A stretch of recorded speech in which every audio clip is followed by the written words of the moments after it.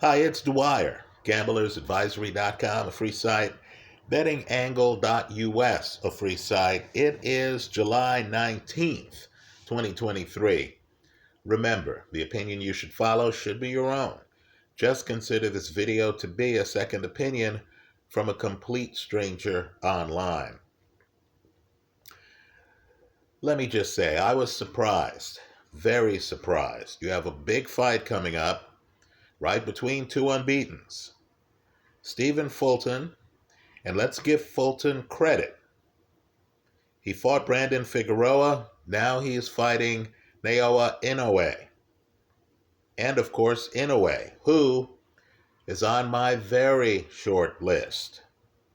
Very short list. As the best pound for pound in the sport. Right? Understand, he has few peers. This is an unbeaten fighter with a huge knockout punch. Right? You need to look at him like you look at Usyk and Terence Crawford. Right? This is a guy, by the way, who is now moving up to yet another weight class after conquering his last one. Right? He had 4 belts, 4 in his last weight class, and now, of course, he's taking on Fulton, who is 2 inches taller than him. And since we're talking about the lighter weights, that 2-inch height gap is big. And of course, Fulton, has a lot of lateral movement. Fulton's going to be the guy on his back foot. Now, I have a pre-fight video that I stand by, that's still up, that I still believe in. Right? Where I believe Inoue wins this fight going away. Right? I think Inoue is rare. Let me put it to you differently. Angelo Dundee was once asked about Mike Tyson, a big-time knockout puncher on par with Inoue at the time. Right? And Dundee, who firmly believed that his fighter, Muhammad Ali, in his prime would beat Mike Tyson, right, said dismissively, he walks in straight lines. Right? Talking about Tyson. In other words, Tyson, you know where he is, he's walking toward you and stuff like that. Now, I don't think Tyson walked in straight lines, but at the time of the interview, Tyson certainly didn't have the lateral movement of, let's say, an Ali. But just understand, one of the best parts of Inoue's game is his foot speed and his patience. This isn't the knockout puncher who comes across the ring and tries to demolish you. No, he has a little bit of a cat and mouse game going, where he walks over to you and he lets you move. Then he's cutting off angles and he's patient. In other words, this is the slugger who picks his spots. My dad and I, when my dad was alive, had an argument for years over Joe Louis. Right? My dad's favorite fighter when he was growing up and stuff like that. And, looking at the films, Joe Louis just didn't have the foot speed. I don't think Joe Louis translates to today's game.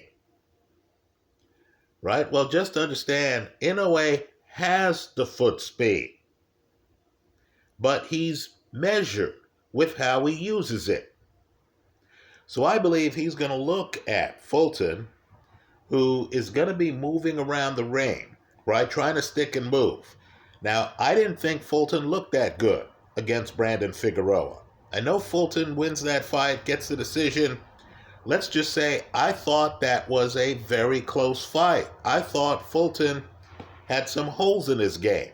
Understand, too, I know Fulton has experience at the higher weight class and is the taller man. But Fulton only has 8 KOs. In other words, this is the mover who doesn't have power. Right? So Inoue can pursue him in a way that Inoue would not be able to pursue a Sugar Ray Robinson. Right? A guy who moves, but a guy who has power. Right? A Salvador Sanchez. No, this isn't the boxer puncher. Fulton, to me, is just the boxer. So I'm expecting Inoue to come in. I don't think Inoue is going to get that caught up in Fulton's movement. I think Inoue is going to be thinking about the angles. He's kind of like a Roberto Duran, where he's going to come in and he's going to think about how to cut off the ring. Then I believe he's going to come in with short punches. He's a short puncher like Joe Louis. He doesn't need a big windup. So a guy who's defensively blessed, like Fulton is, who can see a punch coming and move out of the way, well, with short punchers, you don't see the punch coming. Right? You got a big puncher. He's going to be up on you. He's going to be strategic on when he enters the pocket. He's going to throw very hard shots. Understand, too, I'm someone who believes that when there's a height gap, sometimes it's the shorter man who has the advantage. Inoue is 2 inches shorter than Fulton. If Inoue can just bend at the waist and fight lower, he might have a clear path to Fulton's body. Understand, lateral movement, guys who know how to lean and get out of the way of your shots, you don't have to headhunt them. Right? You can have a Sam Langford, look him up, philosophy of kill the body and then the rest will collapse. Right? So Inoue, who has punching power, folks, he is blessed as a puncher.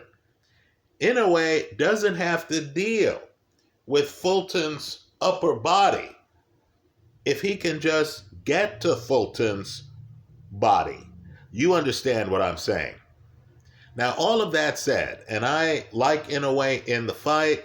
I think Inoue, because he's a blessed knockout puncher, because he doesn't have to worry that much about Fulton's power, because Fulton had a hard time keeping Brandon Figueroa off of him. And I don't consider Figueroa to be the fighter Inoue is. I'm expecting Inoue to win this fight. I'm expecting Inoue to get a late stoppage. Understand, Nonito Donaire goes the distance with Inoue the first time. But Donaire has a left hook that is one of the best in the sport. Right? Look at the Vic Darchinyan fight. When you're fighting Donaire, as you come inside, you have to be thinking about that left hook. You can't get reckless. You can't be a daredevil. There's something to think about. With Fulton, there is no left hook. Right? For those who don't know, after beating Donaire the first time, in the rematch, by decision, in the rematch, Inoue leaves no doubt. Knocks out Donaire early in that fight. Right? I would say that Donaire is a tougher opponent, as I see it, than unbeaten Stephen Fulton. So you can imagine my surprise, and it is surprising, that Donaire, who is one of the best interviewees in the sport of boxing, he really tells you what he thinks. He really tells you like it is. Right? As Howard Cosell used to say. Well, let me just say, Donaire surprised me. And I just want to be upfront with my audience here. Donaire gave an interview where he's predicting Fulton beats Inoue. And understand, Donaire's not a guy filled with ego who loses to a fighter and then is sore and decides he's going to try to undercut that fighter in public. That's not Donaire's personality. Right? I believe Donaire is saying Fulton is going to beat Inoue because Donaire believes Fulton is going to beat Inoue. Right? Donaire is pointing out that Inoue is moving up in weight class. That Fulton is the taller guy. Right? That this is a leap too far for Inoue to fight a fighter like Fulton this early as he moves up to a new weight class. Okay, fair enough.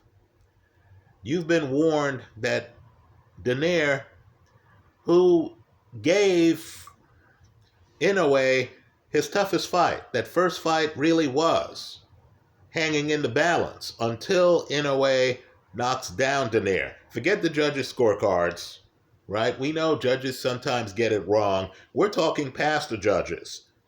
That first Donaire-Inoue fight hung in the balance. That was a highly competitive fight. Then, of course, Inoue hits Donaire. I believe it's a body shot. Donaire pivots, walks away, hits the canvas. Those are the most devastating knockdowns, where a guy isn't surprised, right? Where it's not a flash knockdown. Rather, you get hit, you're so woozy that even as you step away from the pocket, you have to go down to the canvas, right? Well, just understand, Donaire, and the interview is up at boxingscene.com. Donaire was predicting that Inoue gets his first loss. It's a bit of a shocker, right? Because I view this as a fight where you have a mover, think an Ali type, that's who Fulton is, against a fighter, let's say Sonny Liston, only with Sonny having foot speed. Sonny knowing that he's fighting a guy with a lot of lateral movement, right? Let's remember how the second Ali Liston fight ends, right? Sonny actually figures out how to pursue Ali, then gets hit with what we're calling a phantom punch. I thought it was a real punch as Ali's over by the ropes, right? Just understand, Inoue, who's already had a tough fight with Donaire, right? Inoue knows he has to stalk Fulton. Fulton is coming in with a rep so big that Donaire thinks Fulton's going to beat Inoue. So I'm expecting Inoue, who I'm telling you is clever in terms of how he backs you up. I'm expecting Inoue to strategically pick his spots and then to get inside on Fulton and to hurt him, right? Inoue hits harder than Fulton, even though Fulton is the bigger man. That's how I see that fight. I'm expecting an Inoue late stoppage over a very courageous Stephen Fulton. Let me also say, too, whatever happens in this fight, I want Fulton to pick up the phone. And I want Fulton to call Tyson Fury. I want Fulton to point out that he fought Brandon Figueroa, that he fought Inoue, and that this is the way champions do things. Right? Fulton's not giving a lot of interviews telling fans why he's not fighting the best out there. No, this is a guy who, you hear about Fulton, he's in the ring with a real opponent. Right? Now, Tyson Fury hasn't fought Ergovic, hasn't fought Usyk, but yet wants to be considered the top of the mountain in the heavyweight division. It's a bit mystifying because Tyson Fury has the talent. But let's just say he's not taking the risks that a Stephen Fulton is taking, right? If Fulton wins this fight, I'll tip my hat to him, right? That's the kind of guy who's very easy to call champ because the guy continues to go out there and he continues to show you he's the champ.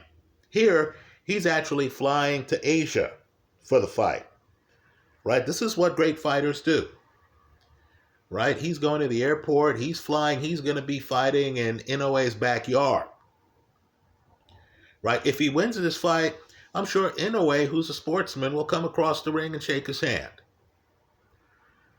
Right now, Tyson Fury needs to figure out how he can stop criticizing other fighters and stop criticizing commentators. I see he's now going after a well-known YouTube commentator for calling him out.